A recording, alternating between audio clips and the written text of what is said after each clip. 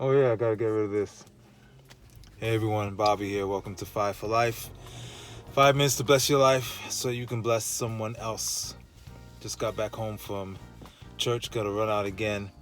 But was listening to something from the word in 1 Samuel 17 where David said that the battle is the Lord's. And when people say the battle is the Lord's, what does that mean?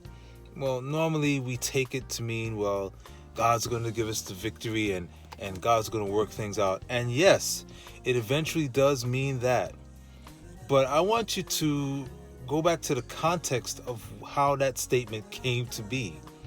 David, in defying Goliath, who had defied the armies of Israel and by extension defied God himself, David was facing an impossible situation.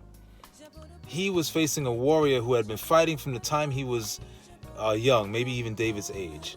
A 9'9" behemoth, wearing a coat of armor that weighed 125 pounds.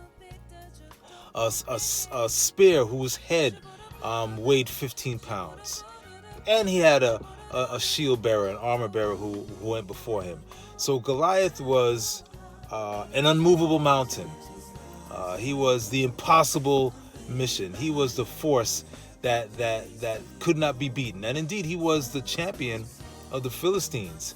And David came to him really without the backing of the Israelite army. They were cowering in their tents, and his brother was yelling at him, telling him to mind his business, and Saul was somewhere doing whatever he was doing. And David simply went with the confidence of what God had done for him in the past. And he expressed that confidence to the king and to the enemy, saying that God was with me in my challenges in the past, and he'll be with me as I face you. But that's not even the main point that I wanted to address. Goliath had all the trappings for war. He had the protective coat of mail, the 125-pound clothing of armor. He had his size, he had his bulk, he had his experience, his know-how. He had his spear with the 15-pound head. He had his shield. He had the shield bearer who went before him. He had all the trappings of war, the conventional things that a champion would need to fight in that circumstance. And when Saul wanted to release David to fight him, he attempted to equip David with the typical trappings of war. He wanted to give David his armor. He wanted to give David his sword. David had to go out like everybody went out and do this like how everybody does it. And David could not do that because God had called him to do something extraordinary and unorthodox. And when we say the battle is the Lord's, forget about what the victory is going to be. Think about the process. God is going to do something his way. It's going to be extraordinary. It's likely going to be unorthodox. It's not going to be what people think it should be. In our lesson this week, we were talking about how Jeremiah had told the king Zedekiah, listen, you've got to go and surrender to Babylon if you want to save your family and indeed save the city. And that seems so unorthodox. How can you surrender to the enemy and hope to save yourselves? But that was the word that God had given to the king. And we know that tragically the king didn't listen. And not only was the city destroyed, but all of his sons were killed right before him.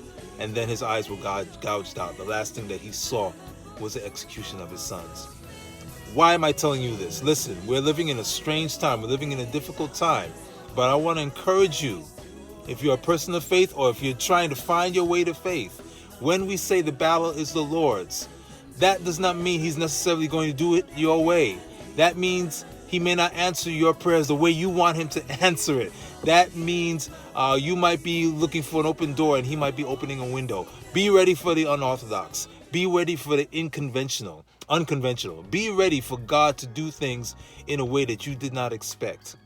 And he'll get the victory in a way that you did not predict. And then you can truly understand that the battle is the Lord's. Because when he does it, it's miraculous and it's often a little different. Hope that encourages you. God bless you. See you next time on Five for Life.